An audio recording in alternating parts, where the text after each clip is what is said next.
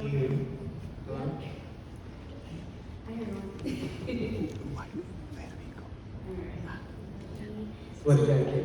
What did I do to get it? I think your story being as impactful as it was on our whole congregation as a whole, and then being as a youth, really impactful for all of us who grew up around you and being part of the youth, and just you've been here for a long time. You're one of us, and then I think that I guess wanting to know through kind of how this whole journey has been for you and how it's been with all of that. So we did have some questions set apart. Let's pull that up. All right. So could you share how you felt at various points in time during your journey of being cared for your cancer? I guess when I first found out about it, I didn't know what to feel about it. I think the date was January 22nd of last year. I guess the thing, when I found about it, I kind of zoned out about it. I was more worried about what the treatment is going to look like, what the future is going to look like, what are the unknowns. My parents and my wife knows that, but if there's one place I don't want to be, it's the hospital. I don't like going to the hospital. Not even for, like, even if somebody else is sick, I just don't want to visit. So how I'm going to go through all that was the worry that eventually came to my mind. I guess, it's been a long journey. It's been over a year since that started. I guess there were various choke points along the way. First discovering about it, and then going through it, and I guess in the middle of the treatment they said you had to continue treatment, and then when that treatment ended, they were like, somewhere in the middle the treatment stopped working, so we need to figure out another treatment.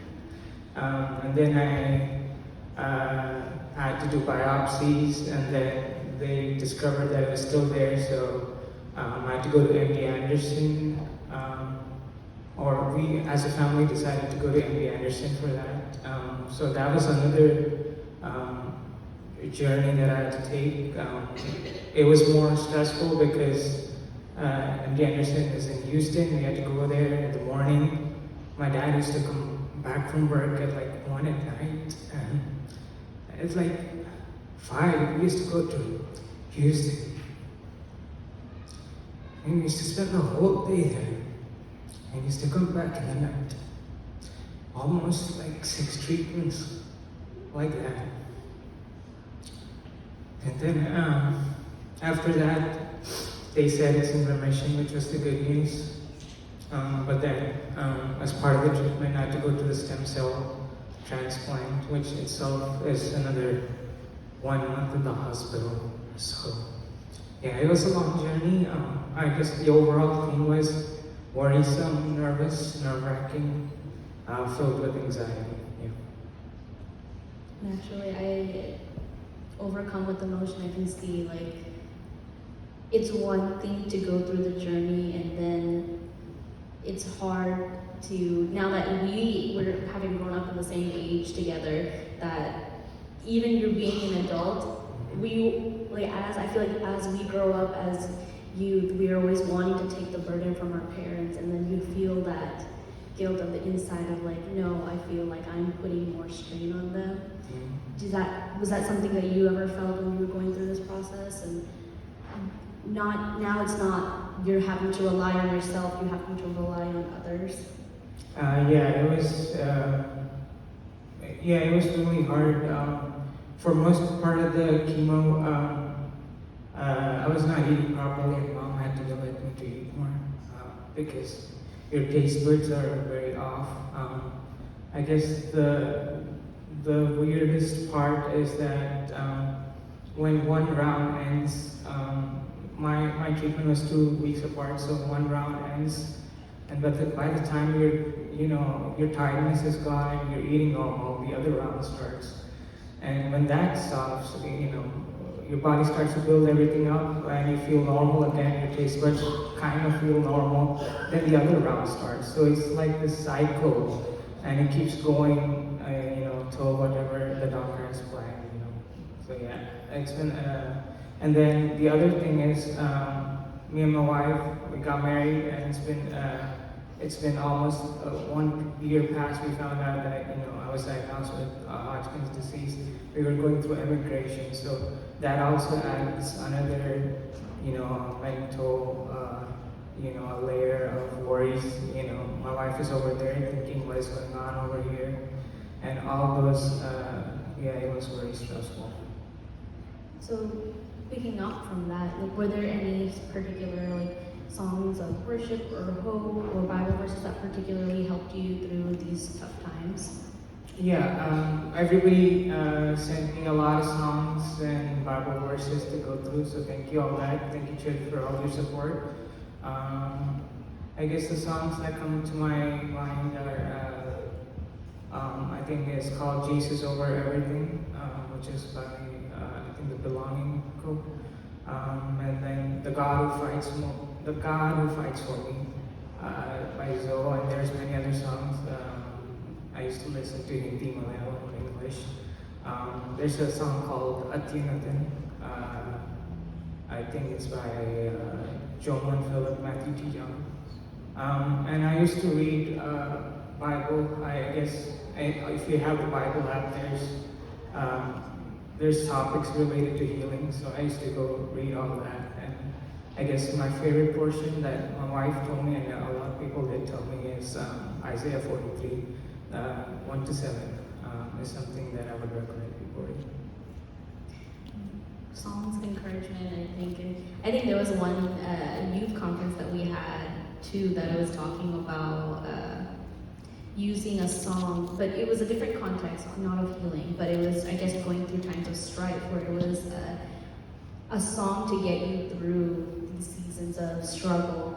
And it's awesome to see that you were able to rely on the words and rely on truly, because what else at that point of your most desperation, that was something that I said a couple of weeks ago actually, at the times of desperation that you truly rely, what else do you have except for the word of the Lord to really lean on? Yeah, songs, while the infusion is going on, everybody's, depends on where you're getting treatment, but most of the facilities or where I was, everybody was lined up. And while the chemo was going on, I used to just read the Bible or listen to songs. Yeah. Is there any advice that you would give for someone going through a similar situation, whether that's a youth or it's someone that's older than you, or someone who's going through cancer or any struggles of health issues and struggle? I think just because the nature of treatment, how long it is, everybody goes through different, or there's different types of cancers, and the treatments are all different. But for mine, since it was chemo, it was a long process. So I think having a positive mindset is very important. I think for me, when I look back at my journey, I decided to work. So I think keeping my mind occupied was very important for my mental well-being. So that's what I decided to do. And even at work, everybody was very supportive. My manager is also, he's a prostate cancer survivor, so he always, pushes me and always used to. My coworkers also, who everybody prayed, and even they go to English churches up in Rhode Island. So he told his church, and a lot of people were praying for me for that. That's amazing. There are a lot of times when our workplaces people will say my workplace is against me, but this is truly like a national support you're getting from another church. That's amazing to hear. Yeah, it's because it's a long journey. I think keeping your mind occupied, not to think much about it, but relying on God is important. I think tying into themes of surrender, but with today's theme saying that Jesus is enough, can you share something of how you experienced that theme of Jesus is enough while going through the situation? Yeah, I think when I first found out about the treatment, I used to pray about it. I think relying on God is very important for myself. I just even before the treatment started, a lot of people prayed over me, and a lot of people applied oil. And I guess my first symptoms of the disease was this leg that had a large swelling, and when the pastors and everybody prayed for me and applied oil even before the treatment, that swelling had mostly gone away before my treatment even started. I just surrendered myself, gave everything to God in my prayers. I also, God or the Red Sea, God did not remove the Red Sea, He parted it. He made a way. When we face our challenges, He allows us to go through it, but He's also there with us, and every single step of the way His grace is sufficient. And that's something I relied on God and just prayed during times. When I was in infusion, there were other people who I could relate to. There was another girl who I found out had the same disease as me. Mine was in the pelvic, or it was near her heart. So I was able to relate to others also, and I was able to pray for them. Even I think my mom said this, but every food that I take, every treatment, every chemo, I just say a prayer over it. I had two biopsies or multiple scans, and then they would, you go through that donut-hole looking machine, and you just lay there. They say raise your hand, so in my mind I'm going, are you telling me to raise a hallelujah?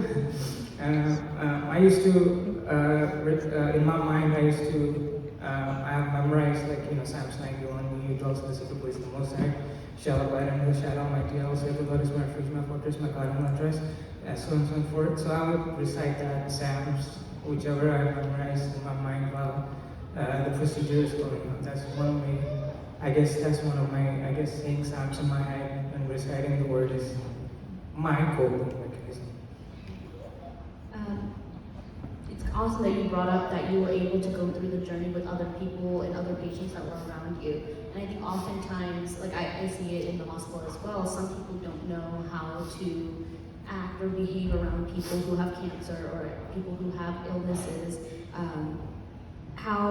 you have any advice for people who are not having any illnesses, but how does it feel, one, different for you as being, when other people are, different around you, or what is an advice you would give to people on how to interact, or how to behave, anything that bothered you?